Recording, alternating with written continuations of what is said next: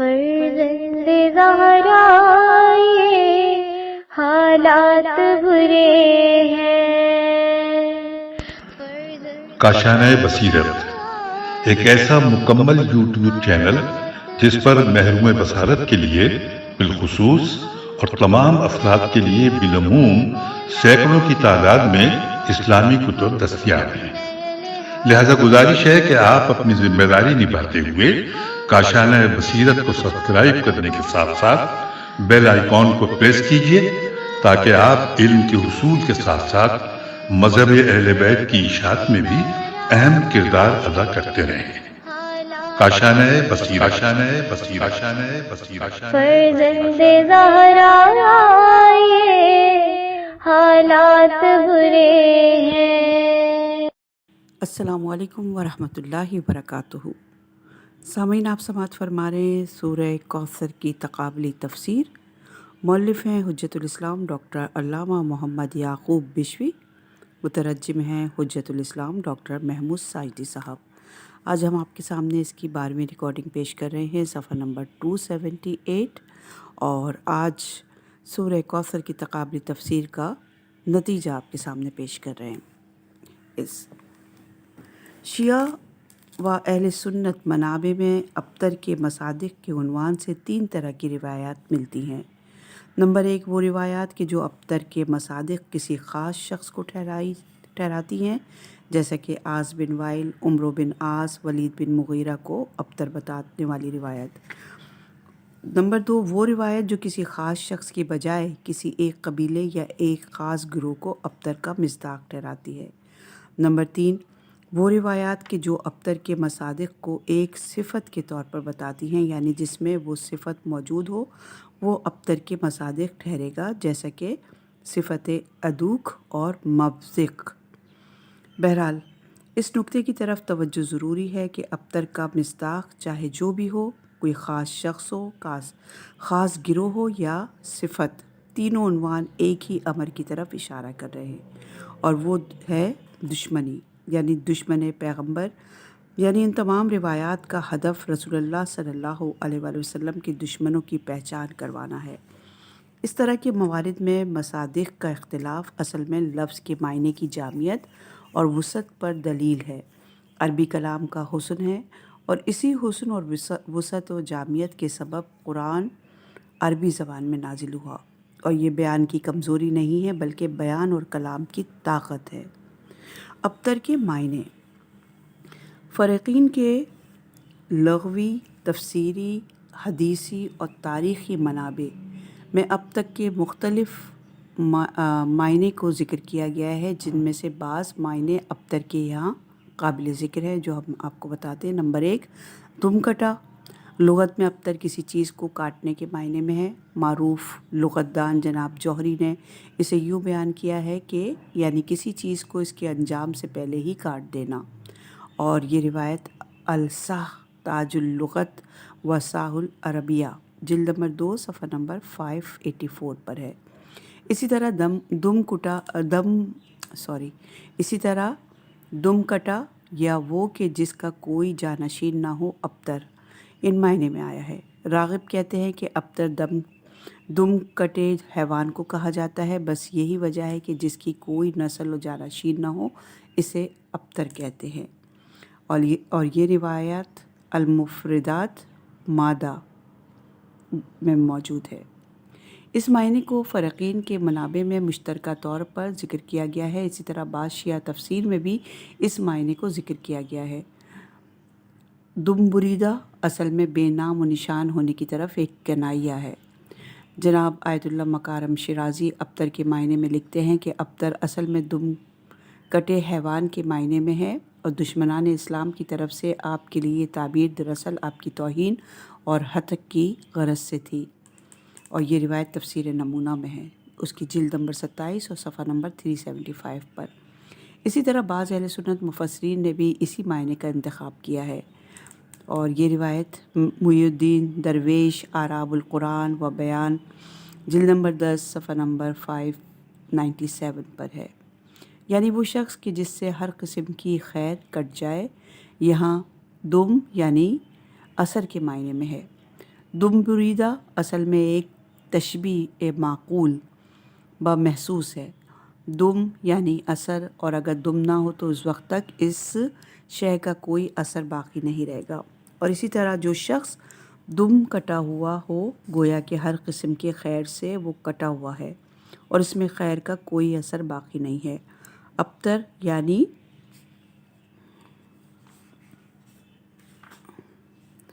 مقتول نسل، معدوم الخسائر، اس طرح کی بحث میں آتا ہے جس کی کوئی نسل نہ ہو۔ اور یہ روایت حبیب اللہ شریف کاشانی تفسیر سور صفحہ نمبر 425 پر ہے۔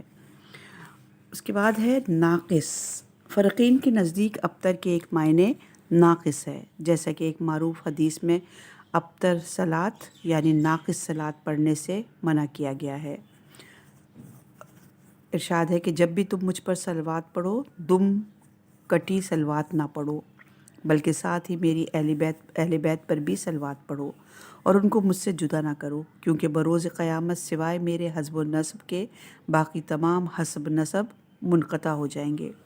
اس شیعہ روایت میں ابتر بمعنی ناقص نقل ہوا ہے۔ ابتر کا یہ معنی بھی قابل قبول اور مورد توجہ ہیں کہ دشمنان رسالت فکری اور عملی لحاظ سے ناقص ہیں اور ہرگز اپنے ہدف کو نہیں پا سکتے۔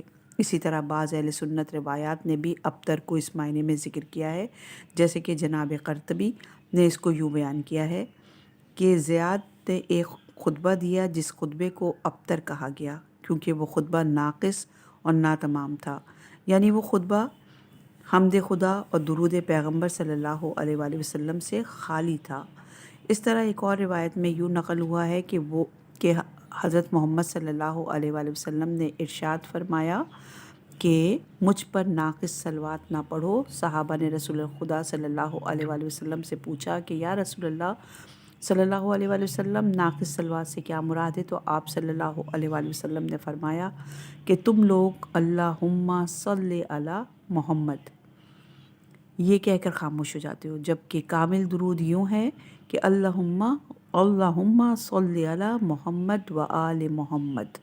بس ابتر کے ایک معنی ناقص کے بھی ہیں۔ اور نمبر 3 پہ ہے کہ نیکی اور خیر سے کٹ جانا۔ فرقین کے منابع میں ابتر کے ایک معنی اور معنی میں مقتول خیر بھی ذکر کیا گیا ہے، یعنی بعض شیعہ مفسرین نے بھی اس معنی کو ذکر کیا ہے۔ آپ صلی اللہ علیہ وآلہ وسلم کے دشمن خیر اور نیکی سے کٹ چکے ہیں۔ اہل سنت کے منابع میں بھی اس معنی کو ذکر کیا گیا ہے۔ اس معنی کے مطابق کسی چیز کا وجود بھی باقی رہے مگر اس کا اثر دائمی نہ ہو، جیسا کہ دشمنان پیغمبر کا وجود باقی ہے مگر ان میں کسی قسم کی خیر و نیکی باقی نہیں، بلکہ وہ خیر و نیکی سے کٹے ہوئے ہیں۔ دشمنان دین کا وجود تو ہوگا لیکن خیر سے خالی وجود، اور یہ معنی خیر دنیا اور آخرت سے محروم کے ساتھ فرق کرتا ہے اور متافت معنی ہے۔ نمبر 4 مختصر یعنی کم۔ بعض شیعہ روایات میں ابتر کو مختصر اور کم کے معنی میں ذکر کیا گیا ہے کہ جیسے کہ بعض روایات میں آیا ہے کہ اگر کوئی لوگوں کا راستہ بند کرتا ہے تو خداوند متعال اس کی عمر کو کم اور مختصر کر دیتا ہے۔ یہاں اس روایت میں ابتر کم ہونے اور مختصر ہونے کے معنی میں ہے، یعنی دوسروں کا راستہ بند کرنے والا بندہ زیادہ عمر نہیں لے گا یا کھائے گا، لکھا ہے یہاں پہ۔ نمبر 5 ہے مقطوع الذکر۔ بعض شیعہ منابع میں ابتر کو مقطوع الذکر کے معنی میں لکھا گیا ہے، یعنی دشمنان پیغمبر صلی اللہ علیہ وآلہ وسلم کی یاد تک باقی نہیں رہے گی اور کوئی ان کو یاد نہیں کرے گا۔ المختصر یہ کہ ابتر کے تمام معنی قابل جمع اور قابل توجیہ ہیں اور یہی عربی زبان کا اعجاز ہے۔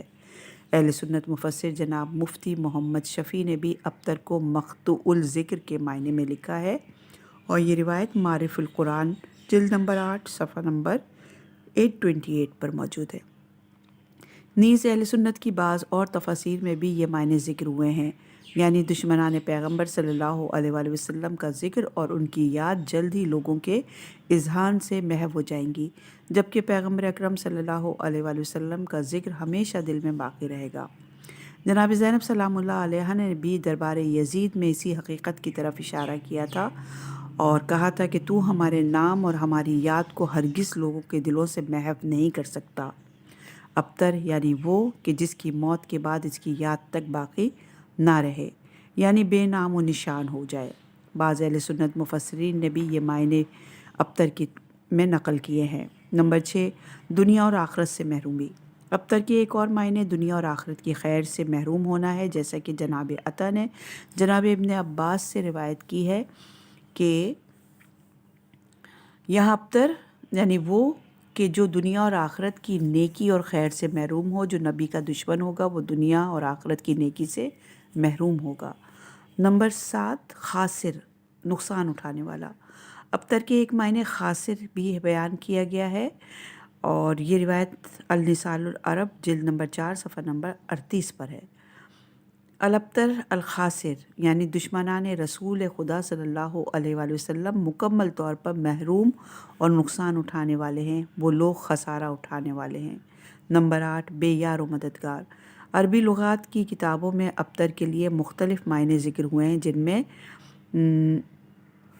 جن میں بے نوا اور بے یار و مددگار کے معنی بھی ہیں، جیسے کہ معروف لغتدان جناب ابن منظور لکھتے ہیں کہ الابتر المعدوم، الابتر بے نوا اور بے یار و مددگار کو کہا جاتا ہے، اور یہ روایت محمد بن مکرم ابن منظور میں ہے۔ نمبر 9، ادھورا رہ جانا۔ بعض مصنفین نے ابتر کو قطع اور ادھورے کے نام کے کام کے معنی میں ذکر کیا ہے، جیسا کہ جناب مصطفی اسے یوں بیان کرتے ہیں کہ ابتر مطلق القطع کے معنی میں نہیں ہے، بلکہ تمام کے مقابلے میں ادھورے کام کو قطع اور ابتر کہتے ہیں، فرق نہ کرنا یہ مادی ہو یا معنوی ہو، اور یہ ہے التحقیق فی کلمات القرآن الکریم جلد نمبر 1 صفحہ نمبر 209 پر۔ ابتر کے یہ معنی جدید ہیں، جیسے جناب حسن مصطفی صاحب نے نقل کیا ہے۔ نمبر 10، بے دین۔ ابتر کے ایک معنی بے دین ہونا ہے، هو الابتر یعنی الدین اللہ یعنی ابتر۔ اس شخص کو کہا جاتا ہے جس کا کوئی دین نہ ہو، اور یہ روایت علی بن ابراہیم قمی تفسیر القمی جلد نمبر 2 صفحہ نمبر 445 پر ہے۔ اس روایت میں ابتر کی صفات کو بیان کیا گیا ہے کہ ابتر وہ شخص ہے کہ جس کا کوئی دین نہ ہو۔ نمبر 11، بے نسب۔ ابتر کے لیے ایک معنی بے نسب بھی ذکر کیا گیا ہے، هو الابتر یعنی والنسب، یعنی ابتر اسے کہا جاتا ہے جس کا کوئی نسب نہ ہو، اور یہ روایت بھی علی بن ابراہیم قمی تفسیر القمی جلد نمبر 2 صفحہ نمبر 445 پر ہے۔ اور یہاں نسب نہ ہونے کا مطلب یہ ہے کہ وہ حلال زادہ نہ ہو، البتہ مانوی نسب نہ ہونے کا مطلب یہ ہے کہ جو بھی الہی نمائندے جیسے ارتباط میں نہ ہو وہ مانوی نسب کا حامل نہیں ہے، جیسے کہ قرآن کریم نے حضرت نوح علیہ السلام کے بیٹے کے بارے میں فرمایا کہ سورہ ہود کی آیت نمبر 42 میں کہ اے نوح یہ تیری اہل سے نہیں ہے کیونکہ اس کا عمل صالح نہیں ہے۔ یہاں خونی نسب باقی ہے لیکن جبکہ ایمانی نسب باقی نہیں رہا، جیسا کہ ایک اور جگہ قرآن نے حضرت ابراہیم علیہ السلام کی زبانی کو یوں نقل کیا ہے کہ سورہ ابراہیم کی آیت نمبر 36 میں ارشاد ہے، پس جو بھی میری تابعداری کرنے والا ہے وہ مجھ سے ہے۔ نیز اہل بیت علیہ السلام کی روایت میں بھی منا اہل بیت یعنی جیسی تعبیر ملتی ہے جو کہ ایمانی نسب کی طرف اشارہ ہے، جبکہ بعض جگہ لیس منا کے معنی کے ذریعے ایمانی نسب کے نہ ہونے کا بھی بیان کیا گیا ہے۔ اس لیے رسول خدا صلی اللہ علیہ وآلہ وسلم نے فرمایا کہ ایک اور جگہ یوں آیا ہے کہ یعنی قیامت تک جو بھی متقی ہو وہ میری آل میں سے ہے، جیسا کہ ایک اور جگہ قرآن نے حضرت ابراہیم علیہ السلام کی بیوی کو ابراہیم کی اہل بیت میں ذکر کیا ہے، رحمۃ اللہ وبرکاتہ علیکم اہل بیت، اور یہ سورہ ہود کی آیت نمبر 73 ہے، اور یہ حضرت ابراہیم علیہ السلام کی زوجہ کی ایمان کی بدولت ہے، جبکہ دوسری طرف قرآن نے حضرت لوط علیہ السلام کی بیوی کو حضرت لوط علیہ السلام کی اہل بیت میں شمار نہیں کیا، اور مستحق عذاب ٹھہرایا ہے۔ اور یہ سورہ ارشاد خداوندی ہے سورہ عنکبوت کی آیت نمبر 33 میں، اور کہا آپ نے خوف کھائیے نہ آزردہ ہوں، ہم آپ کو میں آپ کے متعلقین کے بچا لیں گے، مگر آپ کی بیوی کہ وہ عذاب کے لیے باقی رہ جانے والوں میں سے ہوگی۔ یعنی جو کوئی بھی معاشرے میں حجت خدا کے ساتھ ارتباط میں نہ ہو وہ بے نسب ہے۔ نمبر 12، مقتول نسل۔ فرقین نے ابتر کا ایک اور معنی مقتول نسل یعنی بے نسل ہونا لکھا ہے۔ بعض شیعہ تفاسیر میں اس معنی کو ذکر کیا گیا ہے، جبکہ بعض مفسرین نے ابتر کو جانشین نہ ہونے کے معنی میں لکھا ہے۔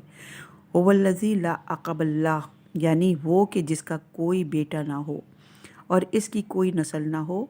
اور یہ تفسیر العلین صفحہ نمبر 603 میں لکھا ہے۔ اور لغات میں لفظ عقب کے 7 مختلف معنی ذکر کیے گئے ہیں۔ نیز بعض اہل سنت مفسرین نے بھی ابتر کو مقتول نسل کے معنی میں لیا ہے، یعنی جس کی نسل نہ ہو، لیس لہو العقب، جس کا کوئی جانشین نہ ہو، جس کے پیٹھ پیچھے کوئی نہ ہو۔ اور یہ محمد بن جریر طبری کی روایت میں موجود ہے۔ جناب زید بن رومان کہتے ہیں کہ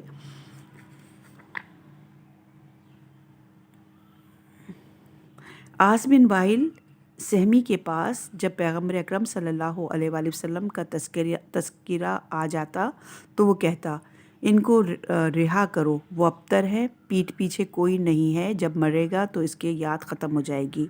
اور یہ علی واحدی اسباب النزول القرآن صفحہ نمبر 495 پر تحریر ہے۔ کیونکہ پیغمبر اکرم صلی اللہ علیہ وآلہ وسلم کا کوئی بیٹا نہیں ہے، لہٰذا ان کی وفات کے بعد ان کی یاد بھی محو ہو جائے گی۔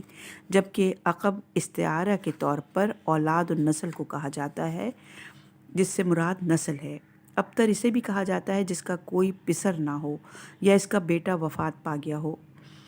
اور جیسا کہ قریش کہتے تھے کہ ان محمد لا عقب اللہ یموت فنسترح منہ ویندر، یعنی قریش اس بات پر خوش ہوتے تھے کہ محمد کی کوئی نسل نہیں ہے اور ہم اس کی وفات کے بعد سکون کا سانس لیں گے اور اس کا دین ختم ہو جائے گا، کیونکہ اس کے دین کی طرف دعوت دینے والا کوئی نہیں ہوگا، بس اس کی رسالت ختم ہو جائے گی۔ اور یہ روایت سید علی اکبر قرشی قاموس القرآن جلد نمبر 5 صفحہ نمبر 22 پر موجود ہے۔ انقطال نسل کے 2 معنی کیے جا سکتے ہیں۔ نمبر 1، وہ کہ جس کی واقعاً کوئی نسل نہ ہو اور ان کا کوئی فرد بھی باقی نہ رہے۔ نمبر 2، اس نسل کے افراد تو باقی ہوں مگر وہ اپنے آباء و اجداد کے آثار کو قبول نہ کریں، یعنی حکماً نسل باقی نہ رہے۔ اور دشمنان اسلام کے ساتھ اسلام نے یہی کیا کہ ان کی نسل کاٹ کر رکھ دی۔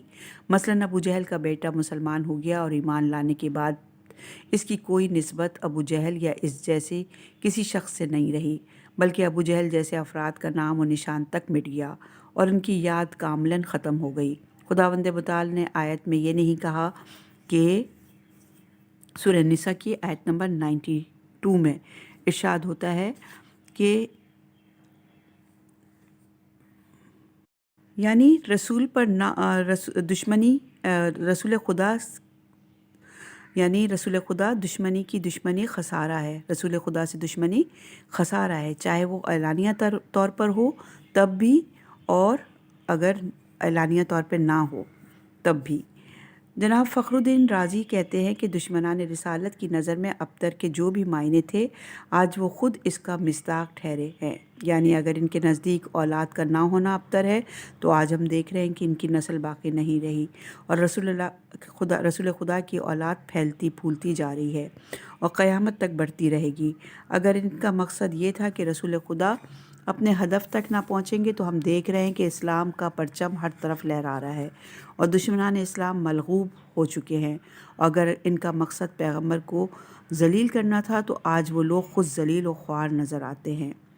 اور یہ فخر رازی مفاتیح الغیب جلد نمبر 32 صفحہ نمبر 321 پر ہے۔ ابتر اصل میں عرب معاشرے میں ایک استعارہ تھا اور اس شخص کو کہا جاتا تھا کہ جس کا کوئی بیٹا نہ ہو، کیونکہ اس کے مرنے کے بعد نہ تو اس کی نسل باقی رہتی ہے اور نہ ہی اس کا ہدف باقی رہتا ہے، کیونکہ پیغمبر اکرم صلی اللہ علیہ وآلہ وسلم کے فرزند بھی ایک ایک کر کے دنیا سے رحلت کر گئے تھے۔ تو یہ سب دیکھتے ہوئے کفار نے یہ امید باندھ لی کہ دین اسلام بہت جلد ختم ہو جائے گا، کیونکہ آپ صلی اللہ علیہ وآلہ وسلم کی وفات کے بعد کوئی ایسا نہیں جو آپ صلی اللہ علیہ وآلہ وسلم کے ہدف کو آگے بڑھائے۔ یہی وجہ تھی کہ آپ صلی اللہ علیہ وآلہ وسلم کو بھی ابتر کہا گیا۔ بے اولاد ہونا، بے پسر ہونا بھی ابتر کے ایک معنی میں ہے۔ بعض شیعہ مفسرین نے بے پسر ہونے کو ابتر کا حقیقی معنی شمار کیا ہے، یعنی ابتر سے مراد وہ شخص کہ جس کا کوئی بیٹا نہ ہو، اور یہ روایت فضل بن حسن توسی البیان فی تفصیل القرآن جلد نمبر 1 صفحہ نمبر 318 پر ہے۔ اس صورت میں یہ ابتر کا حقیقی معنی جبکہ باقی تمام مجازی معنی ہوں گے۔ یہ معنی عرب معاشرے میں متعارف تھے، لہٰذا رسول خدا صلی اللہ علیہ وآلہ وسلم کی بیٹوں کی وفات کے بعد کہا جانے لگا کہ اب محمد ابتر ہیں، یعنی بے اولاد ہوں گے۔ بعض اہل سنت مفسرین نے بھی ابتر کے اس معنی کو لکھا ہے۔ جناب طبری نے عقبہ بن ابی معیط کے قول کو نقل کیا ہے کہ کہتے ہیں کہ اگر عقبہ بن ابی معیط نے رسول خدا صلی اللہ علیہ وآلہ وسلم کو بیٹا نہ ہونے کی وجہ سے ابتر کہا ہے، اور یہ روایت محمد بن جریر طبری جامع البیان جلد نمبر 3 صفحہ نمبر 213 پر ہے۔ بے مراد رہنا، ممکن ہے کہ ابتر کے ایک معنی بے ہدف رہنا اور بے مراد رہنے کے عنوان سے کیا جائے، اور یہ معنی فرقین کے بعض روایت میں ذکر بھی ہوئے ہیں، جیسا کہ بسم اللہ کے ذیل میں روایت یوں وارد ہوئی ہے کہ ہر وہ با اہمیت کام کہ جسے بسم اللہ کے بغیر شروع کیا جائے وہ اپنے ہدف اور انجام تک نہیں پہنچتا، اور وہ کام ابتر رہے گا۔ اس طرح کی روایات میں ابتر کے معنی بے مراد رہنا ہے۔ اس سورہ میں خداوند متعال نے اپنے پیغمبر صلی اللہ علیہ وآلہ وسلم سے وعدہ کیا کہ ان کا دین ہر فکری اور اعتقادی نظام پر غلبہ حاصل کرے گا، اور آپ صلی اللہ علیہ وآلہ وسلم کی نسل ہمیشہ باقی رہے گی، اور آپ صلی اللہ علیہ وآلہ وسلم کے دشمن ہرگز اپنے ہدف کو نہ پا سکیں گے اور ہمیشہ بے مراد رہیں گے۔ ہماری نظر میں ابتر کے لیے ناقص اور بے مراد رہنے جیسے معنی مناسب ترین معنی ہیں، کیونکہ طول تاریخ میں دشمنان پیغمبر صلی اللہ علیہ وآلہ وسلم نے دین اسلام کو نابود کرنے کی بہت کوششیں کیں، مگر ان کی کوششیں ہمیشہ ناقص اور وہ کبھی بھی اپنے ہدف کو نہیں پا سکے، مگر دین اسلام روز بروز وسیع تر ہوتا گیا۔ نیز دیگر معنی جیسا کہ دشمن پیغمبر کا مقتول نسل ہونا وغیرہ محقق نہ ہو سکا اور دشمنوں کی اولاد ہوتی رہی، بلکہ اس کے برعکس رسول خدا صلی اللہ علیہ وآلہ وسلم کی بیٹی آپ صلی اللہ علیہ وآلہ وسلم کی رحلت کے محض 75 دنوں تک زندہ رہیں، جبکہ آپ صلی اللہ علیہ وآلہ وسلم کے دشمن جیسے کہ عاص بن وائل وغیرہ کافی سالوں تک زندہ رہے۔ رسول خدا صلی اللہ علیہ وآلہ وسلم کی نسل کا خاتمہ ہونا ظاہری طور پر دشمنوں کے لیے موجب تسلی ہے، البتہ بعد میں رسول اللہ صلی اللہ علیہ وآلہ وسلم کی نسل آپ صلی اللہ علیہ وآلہ وسلم کی بیٹی سے آگے بڑھی اور پورے عالم میں پھیلی، اور آج تمام سادات اولاد پیغمبر صلی اللہ علیہ وآلہ وسلم میں سے ہیں۔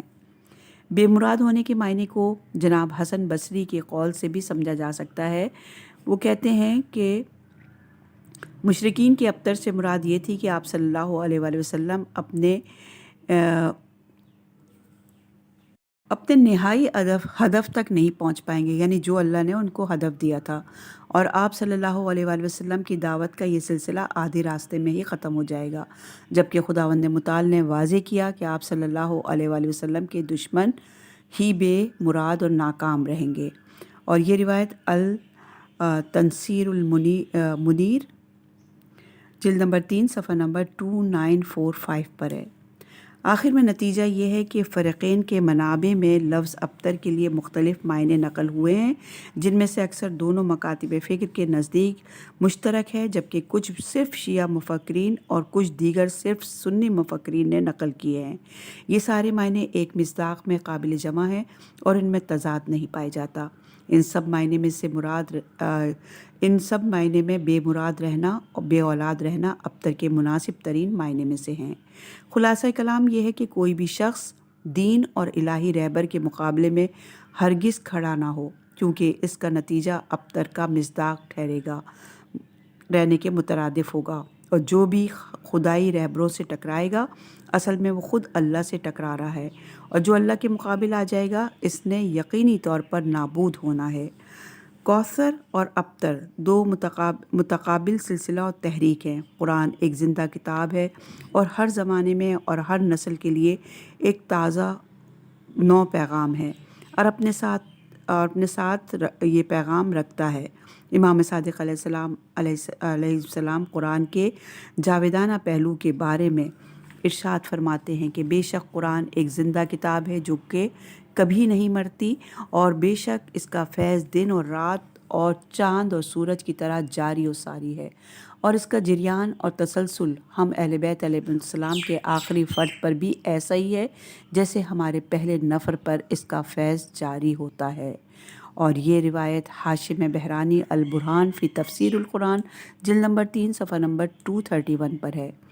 امام محمد باقر علیہ السلام نے اس کی حقیقت کے بارے میں یوں فرمایا کہ قرآن میں کوئی آیت نہیں مگر اس آیت کا ایک ظاہر ہے اور ایک باطن، اور کوئی حرف اس میں پوشیدہ نہیں مگر حرف کی ایک حد ہے، اور ہم ہر حد سے آگاہ ہیں۔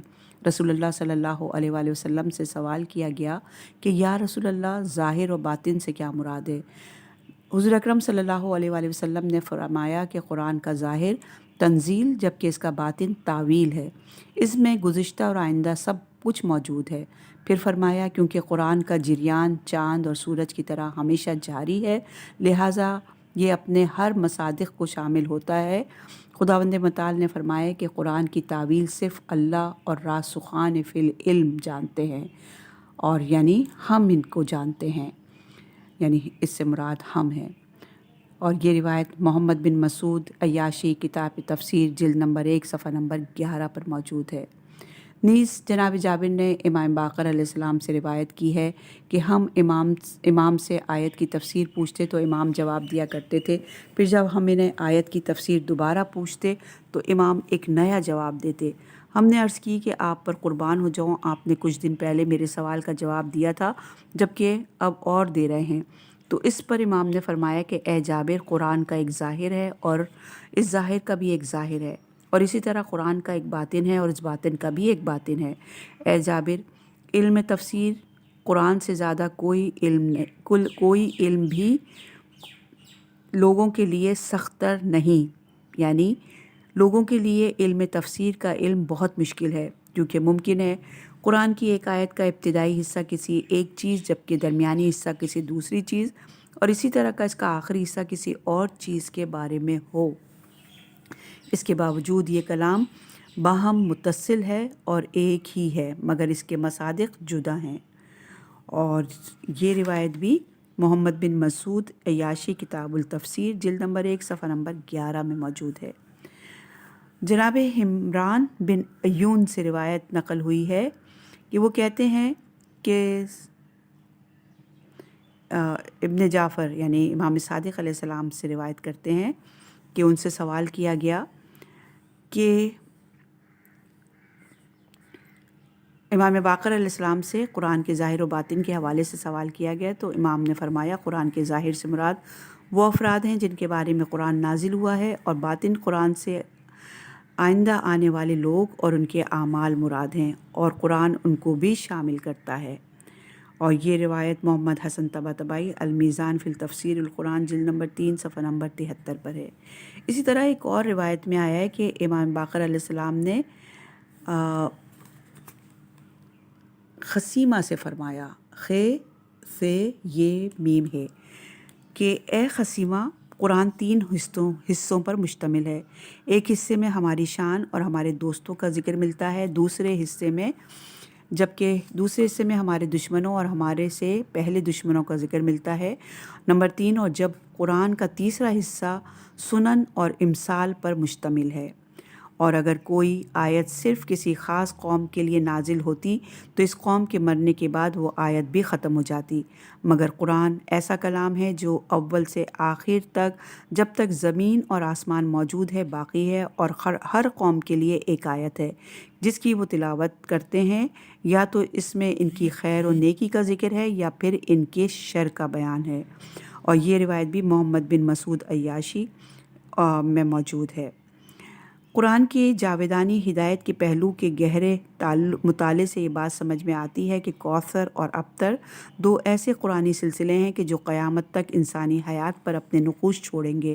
ہر زمانے میں کوثر اور ابتر کے مصادق پیدا ہوں گے اور ایک دوسرے کے مقابلے میں حق و باطل کی صورت میں نبرد آزما ہوں گے، اور یہ سلسلہ یکے بعد دیگرے ظہور امام زمانہ علیہ السلام تک، جو کہ نسل کوثر کا تسلسل ہیں، جاری رہیں گے۔ جیسا کہ امام زمان اجل اللہ تعالیٰ فرجہ تشریف فرما ہوں گے، اور انہوں نے فرمایا کہ رسول اللہ صلی اللہ علیہ وآلہ وسلم کی بیٹی اسوائے حسنہ ہے ہم سب کے لیے۔ یہ بات اس حقیقت کی طرف اشارہ ہے کہ تمام نیکی و خیر کے سلسلے آخرکار کوثر کے سلسلے سے متصل ہو جائیں گے، یعنی تمام خوبیوں کا معنوی اتصال کوثر سے ہوگا۔ اسی طرح تمام شرور، نفاق، ارتداد اور غیر کا سلسلہ ابتر سے جا ملے گا۔ حتیٰ تاریخ کے تمام سلسلے کو ابتر اور کوثر میں جمع کرنا ممکن ہے۔ آج تمام دینی اور معنوی سلسلے کی قیادت کوثر قرآنی کے ہاتھ میں ہے۔ آج سے 1400 سال پہلے سے دشمنان رسالت نے خود فاطمہ اور ان کی اولاد، ان کے چاہنے والوں پر ظلم و ستم کے پہاڑ توڑنا شروع کیے، مگر دشمنان کوثر کے ہاتھ سوائے رسوائی و ذلت کے کچھ نہ آیا۔ یہ کوثر اور ابتر کا مقابلہ روز بروز شدت اختیار کرتا رہے گا، یہاں تک کہ منجی عالم بشریت امام زمانہ علیہ السلام کا ظہور ہو جائے گا، اور آپ کی قیادت میں حزب اللہ ابتر کے سلسلے کو مکمل طور پر مات دے گا۔ رسالت کے دشمنوں کی آنکھوں میں آج بھی نیند نہیں ہے، اور دین اسلام کی عزت و آبرو سے خوف کھاتے ہیں، اور شب و روز اس کوشش میں ہے کہ جیسے وہ دین کے آثار کو ختم کریں، مگر ان کی چاہتوں کے برعکس دین الہی ہر روز آشکار سے آشکار تر ہوتا جا رہا ہے۔ دین کے خلاف جتنا زیادہ منفی پروپیگنڈا ہوتا ہے، اتنے ہی زیادہ افراد اس کی طرف رغبت پیدا کرتے جا رہے ہیں۔ کوثر یعنی نسل یعنی دین اسلام اور آثار پیغمبر صلی اللہ علیہ وآلہ وسلم کے جوہر جو ہر طرف اپنا پرچم لہرا رہے ہیں، اور یہی کوثر کا راز ہے۔ معاشرے میں رونما ہونے والی یہ تحریکیں حتماً ظہور امام مہدی اجل اللہ تعالیٰ فرجہ شریف سے متصل ہوں گی، اور کوثر کی فتح اور کامیابی خداوند متعال کا حتمی فیصلہ ہے، جس کے کچھ آثار آج لبنان، یمن، عراق، شام اور ایران وغیرہ میں دیکھے جا سکتے ہیں۔ یہ دراصل سلسلہ کوثر اور ابتر باہم نبرد آزما ہے، اور کوثر ہر روز کامیابی سے ہمکنار ہے۔ آیت اِنَّ شَأْنَكَ هُوَ الْأَبْتَر کی تفسیر۔ سورہ کوثر کی آخری آیت اِنَّ شَأْنَكَ هُوَ الْأَبْتَر ہے۔ اس آیت میں خداوند متعال نے پیغمبر اکرم حضرت محمد صلی اللہ علیہ وآلہ وسلم کو مخاطب کر کے فرمایا کہ بے شک آپ کا دشمن ہی ابتر رہے گا۔ یہ در حقیقت خداوند متعال کی طرف سے رسول خدا صلی اللہ علیہ وآلہ وسلم کے لیے تسلی کا ایک پیغام ہے۔ بے شک آپ صلی اللہ علیہ وآلہ وسلم کے دشمن ابتر ہوں گے، اور کہیں ایسا نہ ہو کہ آپ صلی اللہ علیہ وآلہ وسلم ان کی اس گستاخی اور بے ادبی کے سبب رسالت کے اہداف سے پیچھے ہٹ جائیں اور مایوس ہو جائیں۔ اے پیغمبر صلی اللہ علیہ وآلہ وسلم، بے شک آپ اپنے ہدف اور مقصد کو پہنچیں گے، اور آپ کے دشمن مایوس ہوں گے، اور وہ اس ہدف تک جو آپ کی اور آپ کے دین کی نابودی ہے، اس تک نہیں پہنچیں گے۔ اس آیت میں ایک قسم کی الہی ضمانت نظر آتی ہے کہ دین کے اہداف اور افکار جسمانی اور معنوی طور پر آگے بڑھیں گے، جبکہ دشمنان اسلام نابود ہوں گے اور شکست کھائیں گے، اور وہ لوگ اپنے ہدف کو نہیں پا سکیں گے۔ اور یہ خداوند عالم کا اپنے رسول سے وعدہ ہے کہ جو لوگ زخم زبان سے چوٹ آپ کو لگاتے ہیں، وہ خود اس کے مستحق ٹھہریں گے۔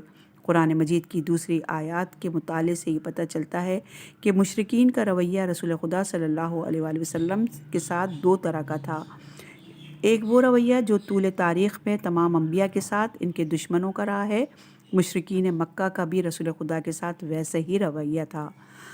یعنی سورہ فصلت کی آیت نمبر 43 میں بیان ہوتا ہے، کفار مکہ کا رویہ کسی بھی لحاظ سے گزشتہ اقوام سے کم نہ تھا۔ نمبر 2، وہ رویہ جو صرف پیغمبر گرامی کے ساتھ اختیار کیا گیا، اس سے پہلے کسی بھی نبی کو ایسی اذیت نہ کی گئی۔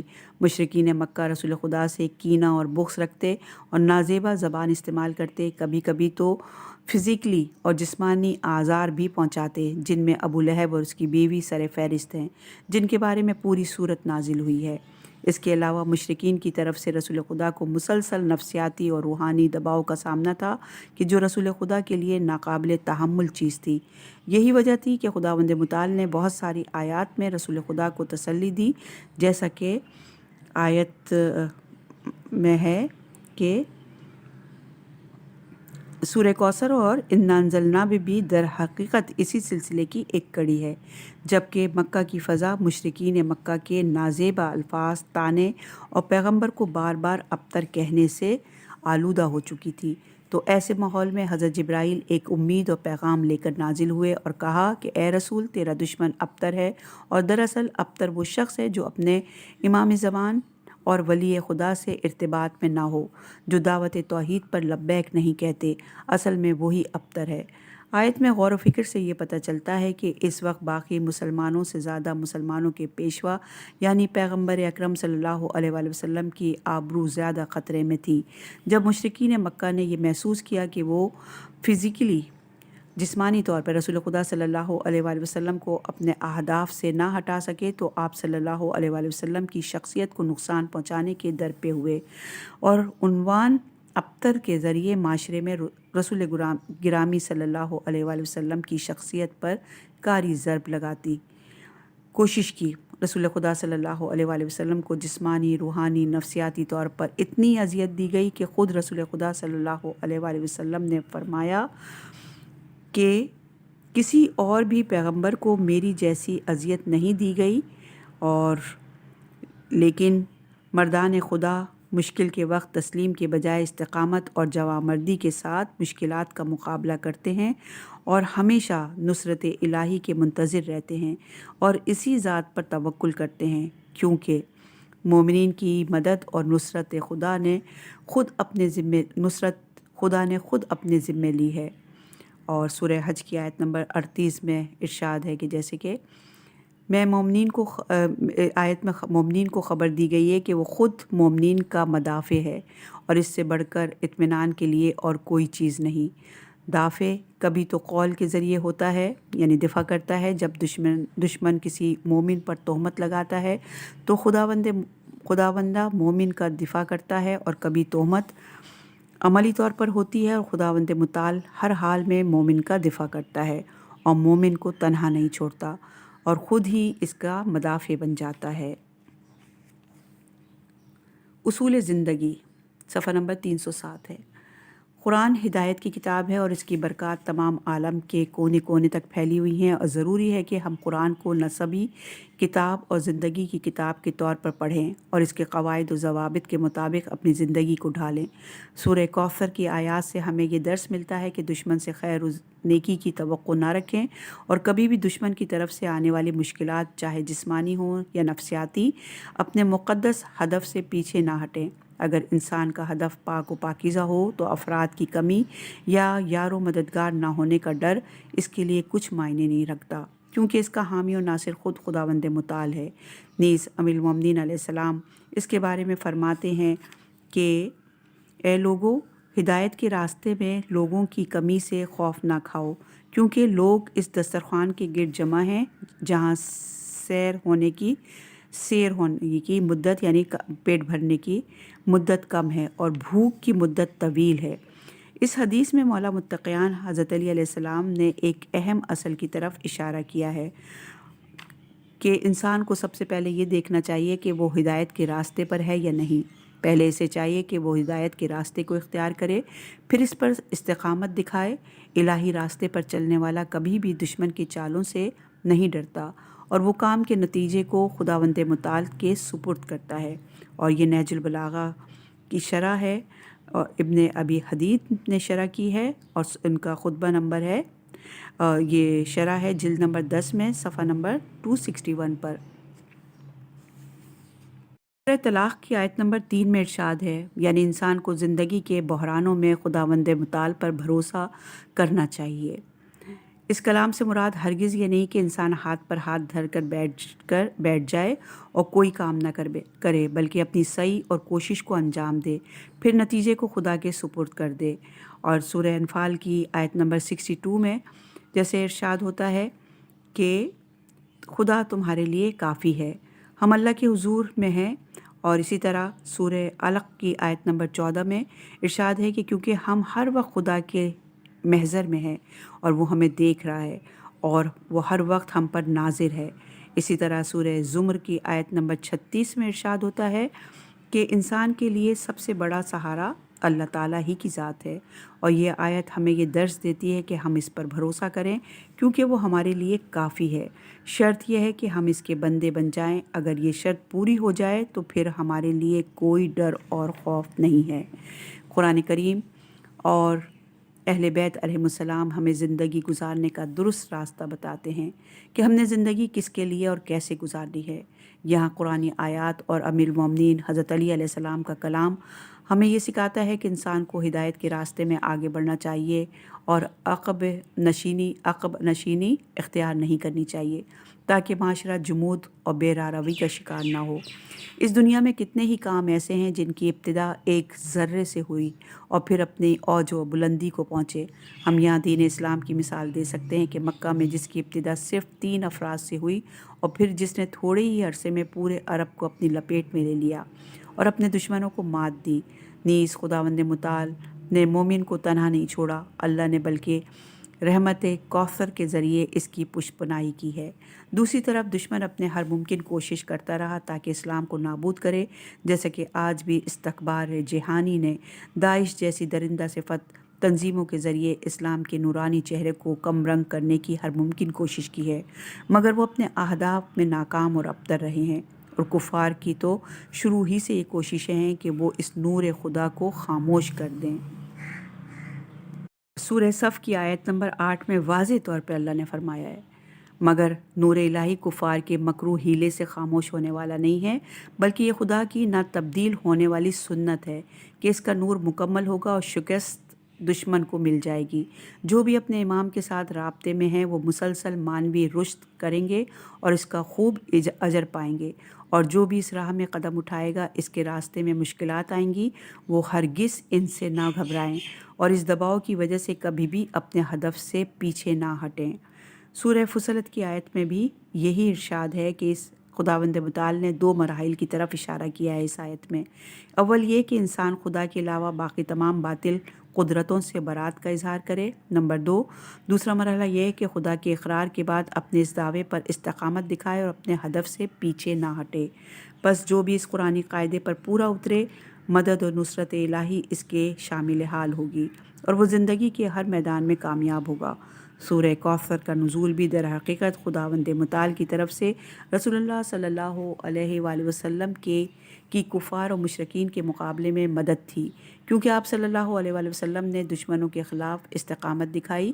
اس صورت کا پیغام بھی یہی ہے کہ ہدایت کی راہ میں دشمن آپ پر سنگین جسمانی اور نفسیاتی وار کرے گا، لیکن آپ ہدایت کے راستے پر چلتے رہیں گے اور صبر کے دامن کو نہ چھوڑیں گے، کیونکہ خداوند متعال آپ کا حامی اور ناصر ہے اور آپ کو کبھی بھی تنہا نہیں چھوڑے گا اور آپ کو اپنے خصوصی انعام اور عنایت اور فیض رحمت سے نوازے گا۔ یہاں اختتام ہوا سورہ کوثر کی تقابلی تفسیر کا۔ اب مؤلف نے چند گزارشات کی ہیں، وہ ہم آپ کی گوش گزار کرتے ہیں کہ سورہ کوثر کے بارے میں جو بھی لکھا ہے یہ شاید معرفت کے اس بے کراں سمندر میں ایک قطرے کی مانند ہو، لہٰذا اہل علم کے لیے ضروری ہے کہ اس موضوع پر مزید علمی اور تفسیری کام کو انجام دیں اور مطالب کو کامل تر کریں۔ ہماری خواہش ہے کہ صرف اس سورے کے لیے ہی نہیں بلکہ تمام قرآن کے لیے ایک تفسیری شیڈول ترتیب دیا جائے، کیونکہ ابھی بہت سارے قرآنی کام تشنہ بلب اور باقی ہیں۔ بس اگر توفیق خداوند متعال ہماری شامل ہار رہی تو ہم کوشش کریں گے کہ اور موضوعات پر بھی کام کریں اور قرآنی موضوعات پر چند سطریں اور تحریر فرمائیں۔ اہل دانش سے گزارش ہے کہ وہ بھی قلم اٹھائیں۔ والسلام۔ خداوند متعال ہم سب کو اجر عظیم عطا فرمائے اور قرآن و اہل بیت علیہم السلام کی شفاعت سے بہرہ مند فرمائے، ہمیں اور ہمارے مرحومین کو بھی، آمین الہی۔